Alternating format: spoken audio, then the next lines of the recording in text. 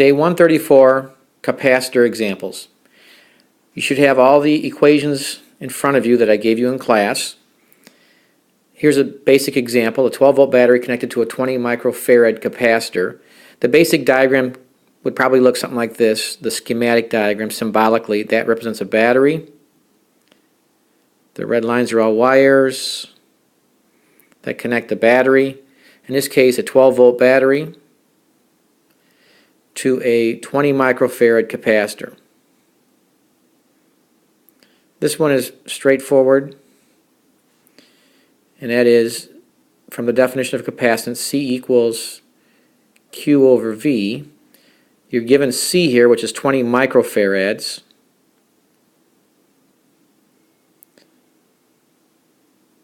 Equals Q, that's what we're trying to find, over V of 12 volts. Now when I take 12 volts times microfarads or times farads, I get coulombs for charge. That's just Q. I usually don't put the units in the problem. I can put the volts over here. That's V for volts. But when I multiply those together, the 12 times the 20, I get 240. And then the micro will still hold. Micro coulombs for the units, because a volt times a farad is a coulomb. So that's the charge stored. That's part A, the charge stored on that capacitor. And going back to the diagram here, the long side of the battery is always the plus side. The short side of the battery in the schematics is the minus side. You don't need to draw this on here, but I'm just showing you. This would be the plus side, the plus plate of the parallel plate capacitor. This would be the negative side. There'd be a bunch of electrons there that were basically pulled off of the other side that's positive. The battery pumps those electrons around and pushes them onto the negative plate, taking them from the positive plate. So the battery is doing the work to charge this capacitor. So it's putting energy into the capacitor in part B. Once again, straightforward plug and chug for part B, like it was for part A. The equation, as we have on the previous page, 1/2 QV. The potential energy, capital U is the general letter we use for potential energy stored in anything. In this case, the capacitor. The potential energy here is 1/2 times Q, which is 240 micro coulombs, times the 12 volts. Once again, I don't normally write the units down, but when you multiply coulombs times volt, you get joules. It's an energy of it's a unit of energy. But here, so we just do the 1/2 times 240, which is 120 times 12, gives you 1440. 1440 microjoules. That's the answer. Now I could adjust that and make that 1.44 millijoules, or 1.44 times 10 to the negative third joules. Any of those would be equivalent to the 1440 microjoules. As I mentioned in class, there are rules for combining capacitors when there's multiple capacitors in a circuit. And we'll be hooking up some of these in class, and I will give you these equations on the next test. I've been using them long enough, I have them all committed to memory, and I'll be referring back to these, so you'll have these in front of you as we do these problems. Some of the key ones that sort of make life easy for you are this equation, V total, or V equals V1 equals V2 equals V3. Any capacitors connected in parallel will have the same potential difference or voltage. That's technically delta V there, but they usually omit the delta V in that equation.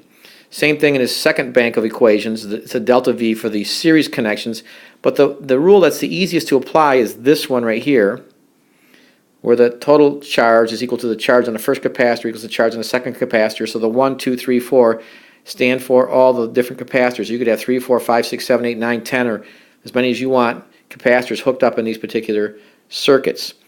Now the one equation that's probably the hardest to apply, but it's very similar to the Lenz equation. This is where we have these fractions. We have 1 over C EQ means C equivalent or C total. Some books will have a T down here for total. C total equals 1 over C sub 1, that's the capacitance of the first capacitor, plus 1 over C sub 2, capacitance of the second capacitor, and so on and so forth. Same thing here up for the parallel connections. That EQ means equivalent or total capacitance. That's a T there for total. So let me show you some examples. So the best way to learn these is by looking at multiple diagrams and thinking about them like we will in class and here in the next couple pages. Here we have a network of 6 capacitors. So I could ask you, are they hooked up in series or parallel? Well, it's a combination of both. One way to think about this, and there's no battery yet, this is just a layout of capacitors. The black lines all represent wires connecting them together.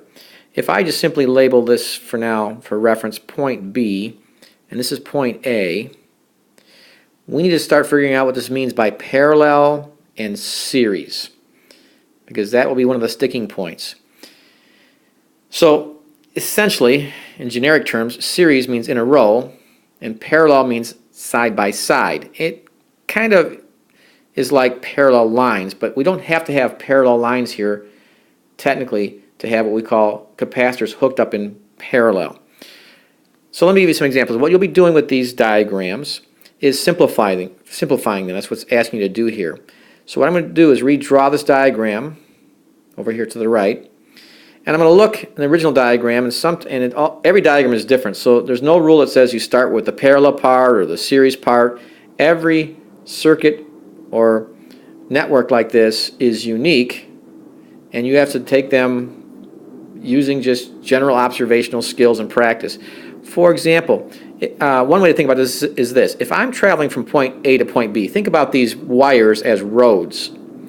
Even though the capacitors are sort of like roadblocks, let's ignore that right now. Let's just show you, for example, how would I get from point A to point B? Well, if I was going from point A to point B in this particular situation, there are basically 4 ways I can get there, as long as we do not allow you to back up. I can start at point A and come around this way and down and around and get to point B. That'd be one pathway to get from point A to point B. So having done that, for example, the 5 and the 3.5 microfarad capacitors are in series, because the rule for series is they're in a row, so to speak, or in other words, if you pass through one, the other one is on the same road. They're one after another. If I go through one, I have to go through the other. So I could bypass everything else, but the 5 and the 3.5 are in a series. All right, another pathway could have been just to take from A straight down to be like that. So that 8 microfarads technically is in parallel with the combination of 5 and the 3.5 and the combination of everything else on the right hand side. I'll explain that more as I go along here.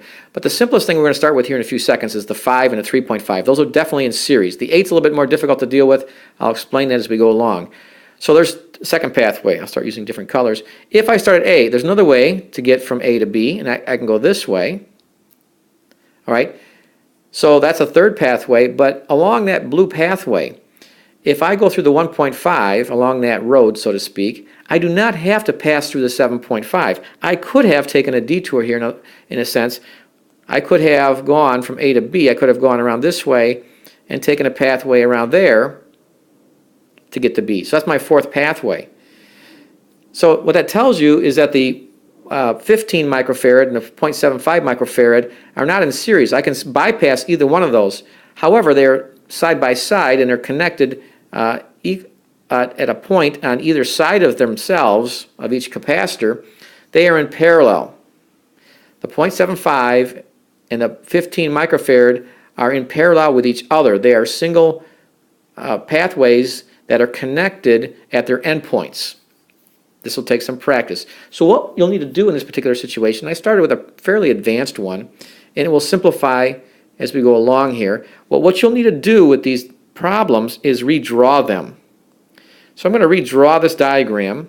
It's going to look like this. I know the 5 and the 3.5 are going to be combined into one capacitor. So that's what we're doing. We're trying to put everything together and replace them one at a time and get down to the simplified answer. So it's going to start like this. Here's my point A up here. And what happens is I can go over this way, and this that I'm drawing right now will be the replacement capacitor for the 5 and the 3. The 8 I'm not going to touch right now, or yet. That's right there. And then the other ones are over here, the 1.5 microfarad capacitor.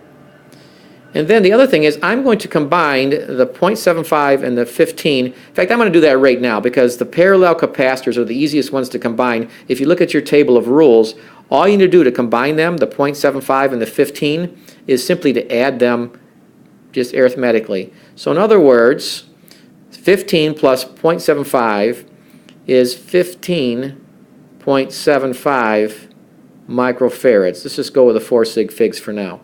I have my point B down here.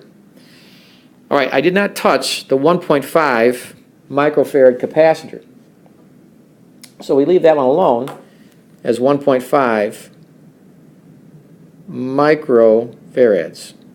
I did not touch the 8 microfarad capacitor yet, so that's still 8 microfarads. All right, but on the left-hand side here, I had the 5 and the 3.5. Now, it's not as simple as just taking 5 plus 3.5 is getting 8.5. If you go back to the rules of capacitors, and if you look up the rule for the combination of capacitors when they're in series, and the rule is that one I told you, it's kind of like the Lenz law, and that is essentially 1 over C total is going to be equal to 1 over 5 microfarads, 5.0, I'll leave off the units for now, plus 1 over 3.5 microfarads. So I had to solve for C total. So the combination of the 5.0 and the 3.5, if you run this through your calculator, comes out to be 2.1 microfarads. So C total, in that case, is 2.1 microfarads. In other words, this here is 2.1 microfarads. That's the combination of the 5 and the 3.5 according to that rule where you add up those fractions. All right, so we've made a couple steps already in the first simplification. Now it starts to become a little easier. If you look at this diagram compared to the first diagram, we've already gotten rid of 2 capacitors. And I'm also looking now at the 1.5 and the 15.75. I can see that those are in series with each other. In other words, if I now had to retrace my path again and go from point A to point B, there's 3 pathways. I can take the pathway through the 2.1, the pathway through the 8, or the pathway through the 1.5 and the 15.75. So the 1.5 and this 15.75 though are in a row. If you're on that road, you have to hit both of those. So I'm going to use that same rule, 1 over C total equals 1 over 1.5 plus 1 over 15.75. That's all microfarads. And once again, if I run that through my calculator, it looks like I get 1.4. The total capacitance is 1.4 microfarads. So I've done the groundwork there for my next diagram. In other words, I'm going to take that diagram right there. Hopefully you got space here. And draw my new diagram. My new diagram will be this.